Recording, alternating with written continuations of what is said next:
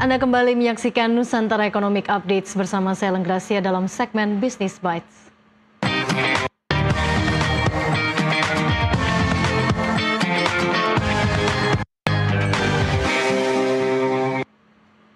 Pemirsa, pemerintah memperkenalkan konsep kerja baru di tengah kebijakan Work from Anywhere. Konsep tersebut adalah Work from Mall atau WFM. Kebijakan ini diharapkan mampu mendorong pertumbuhan ekonomi dan belanja masyarakat. Menteri Koordinator Bidang Perekonomian Erlangga Hartarto memperkenalkan konsep Work from Mall sebagai bagian dari implementasi Work from Anywhere.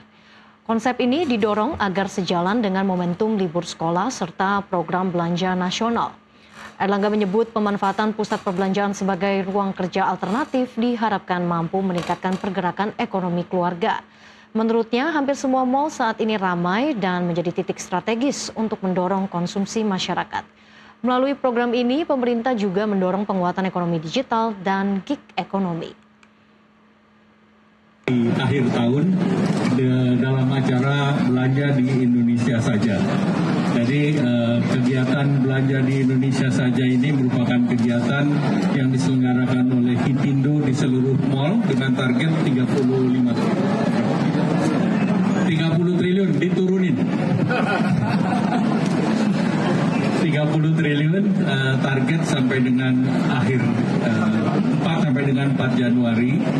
Kemudian sebelumnya kita ada program Harbolnas, itu juga sekitar 35 triliun, dan ada every purchase is cheap. Jadi sampai akhir tahun kita targetkan antara 110 triliun dibelanjakan.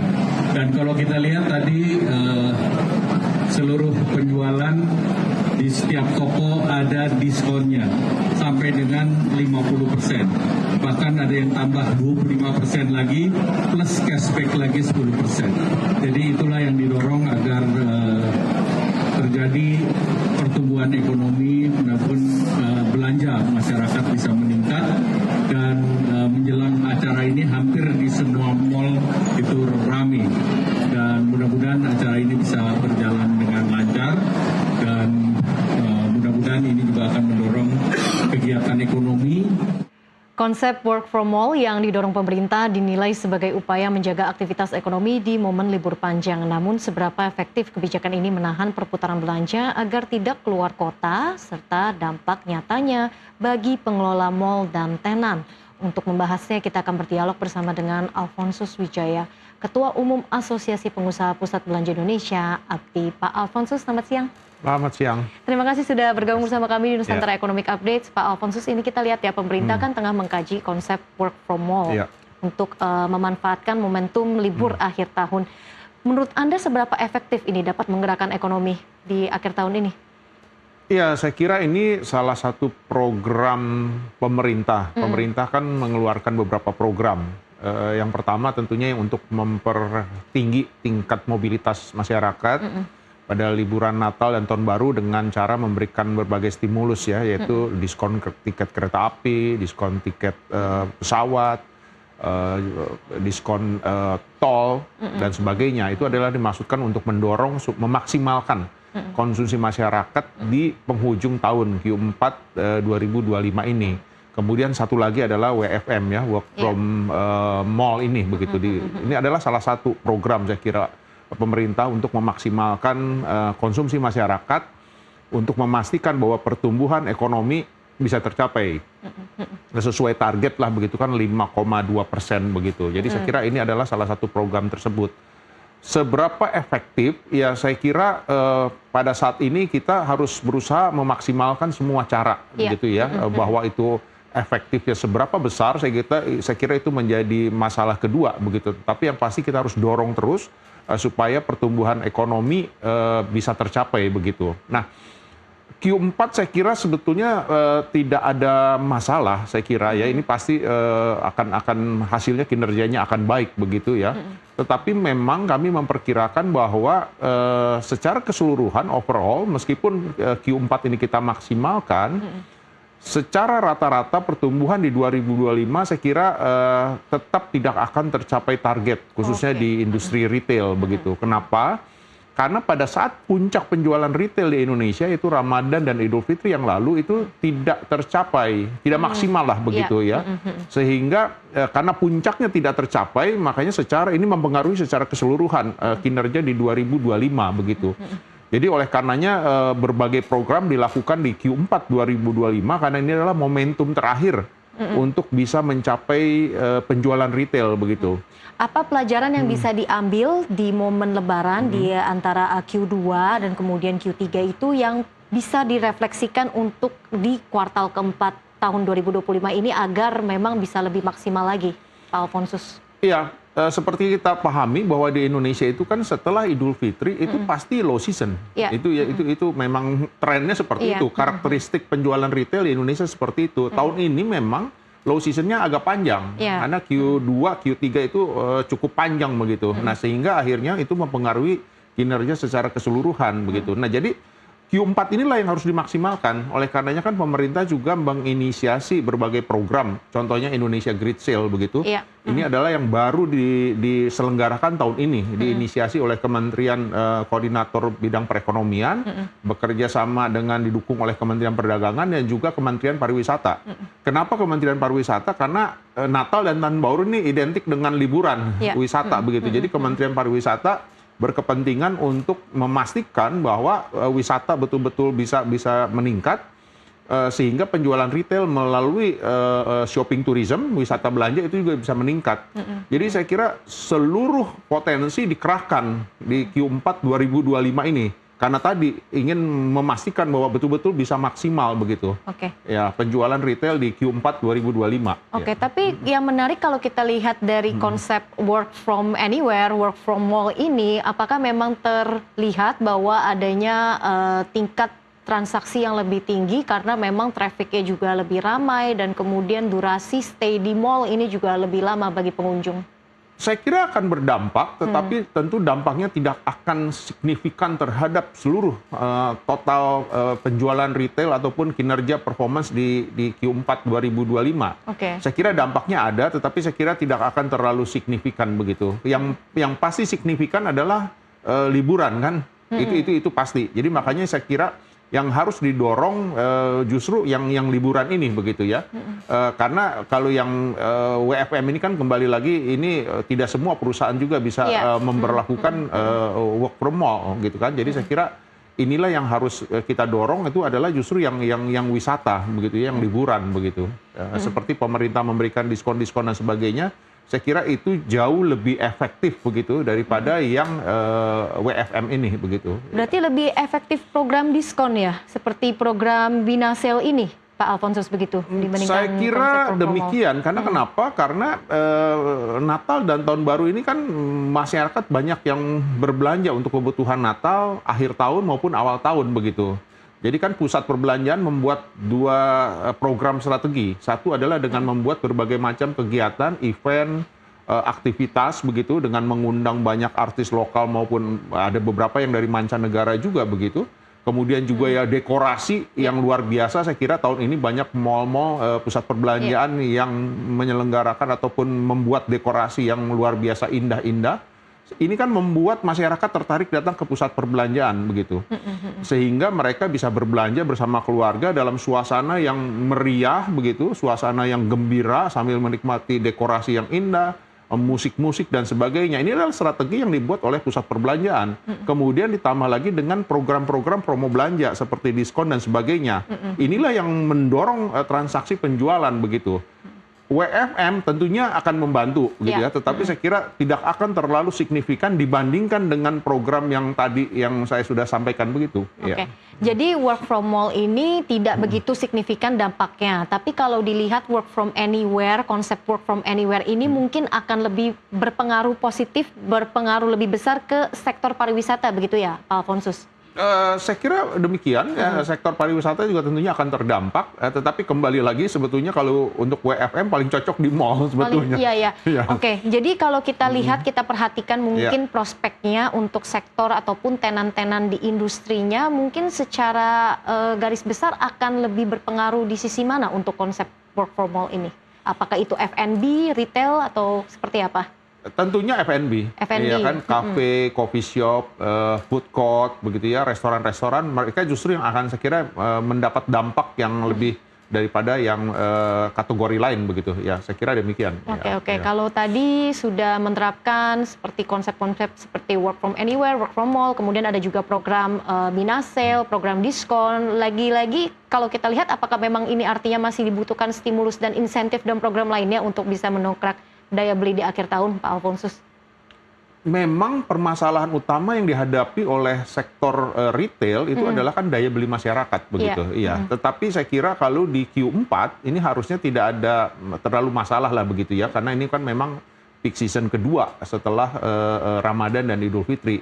Demikian juga nanti di Q1 ya. Q1 itu kan ada tahun baru, ada Imlek, ada puasa, Ramadan, Lebaran. ada Idul Fitri, upah minimum naik, ada THR, kemudian juga perusahaan-perusahaan membagikan bonus begitu. Jadi saya kira Q4 2025 memang itu menjadi sangat penting bagi tahun 2025 sebelum menutup akhir tahun. Q1 2026 juga menjadi sangat penting untuk membuka tahun 2026. Tetapi saya kira relatif itu akan tetap baik lah. Saya yakin kinerjanya akan bagus Q4 dan Q4 2025 dan Q1 2026. Yang perlu diperhatikan adalah setelah Idul Fitri, karena di Indonesia seperti tadi saya sampaikan, itu kan karakteristiknya dia low season pasti setelah Idul Fitri. Nah, tahun depan Q2 dan Q3 ini low season. Akan sangat panjang karena Ramadan dan Idul Fitrinya datang lebih awal dan semua momentum penting kumpulnya di Q1 2026. Jadi saya kira justru yang harus diperhatikan adalah Q2 dan Q3 tahun depan begitu.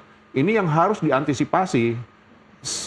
Kami tidak terlalu khawatir dengan Q4 2025 dan Q1 2026. Yang kami khawatirkan adalah ya Q2. Oke, jadi kalau kita perhatikan nanti Q2 dan Q3 tahun 2026 ini memang bisa dikatakan low season. Jadi apa nih strateginya untuk bisa mungkin meningkatkan daya beli dan juga transaksi di sektor retail?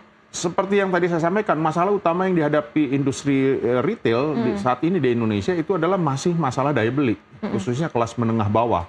Jadi saya kira itu yang harus diatasi begitu. Jadi percuma saja memberikan berbagai stimulus, insentif kepada industri retail kalau tidak ada yang beli begitu loh. Jadi yang harus pemerintah fokus adalah justru bagaimana menaikkan daya beli begitu. Program-program stimulus yang diberikan oleh pemerintah saat ini sifatnya masih sporadis begitu ya, masih sporadis dan sifatnya sesaat begitu.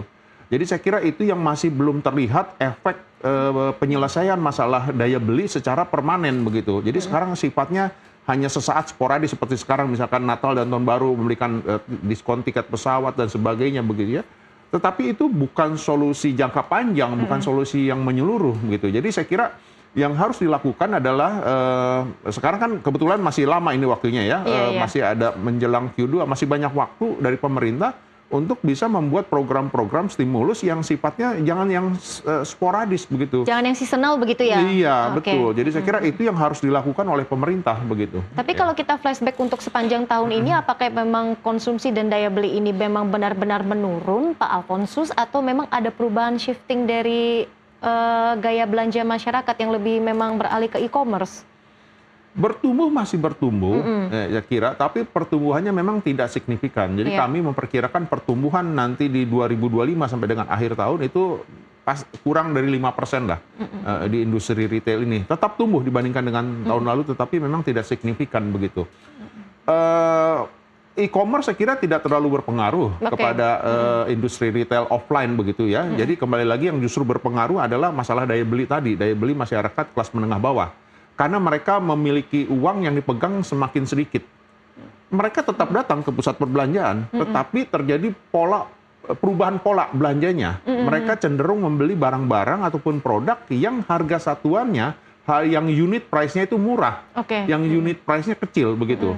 Jadi mereka tetap berbelanja, tetapi itu tadi ada perubahannya. Gitu. Nah inilah yang menurut saya yang mempengaruhi kinerja di pusat perbelanjaan. Berdasarkan data kami, tingkat kunjungan rata-rata tingkat kunjungan ke pusat perbelanjaan secara nasional masih tumbuh, kurang lebih 10% lah begitu. Tetapi tadi pola belanjanya itu yang berubah begitu. Jadi di situasi pada saat daya beli ini menurun. mereka tetap datang ke pusat perbelanjaan, mereka tetap belanja, tetapi belanjanya produk-produk yang harga satuannya unit price-nya murah. Oleh karenanya banyak peritel yang produknya, barangnya adalah dengan termasuk kategori tersebut yang unit price-nya murah, itu tetap membuka toko hampir tiap bulan, mereka membuka toko baru begitu ya. Mereka tetap ekspansi begitu. Karena ya tadi ada kecenderungan masyarakat kelas menengah bawah yang berubah pola belanjanya begitu. Oke. Berarti lebih ke sisi dari harga retail price-nya itu ya, retail price-nya itu ya tadi Pak Alfonsus. Tapi kalau ini bisa dikatakan di akhir tahun ini dengan adanya konsep work from mall, berarti bisa dibilang bahwa ini hanya sekedar meningkatkan traffic saja begitu ya. Jadi untuk transaksi juga belum tentu terlihat. Saya kira demikian. Tingkat kunjungan akan dampak dari WFH ini pasti nomor satu adalah tingkat kunjungan begitu ya. Iya, jadi trafficnya kunjungannya saja. Tetapi kalau saya kira belanja, saya kira belum bisa dipastikan bahwa akan terjadi dampak yang secara signifikan begitu ya. Jadi saya kira ini adalah lebih untuk mendorong kategori-kategori beberapa sektor F&B begitu, kafe dan sebagainya, restoran, yang lebih akan terdampak begitu ya. Tetapi kalau dari sisi belanjanya, karena belanjanya biasanya sebelum hari H, ya kan? Jadi kalau Natal 1 minggu sebelumnya atau 2 minggu sebelumnya begitu ya.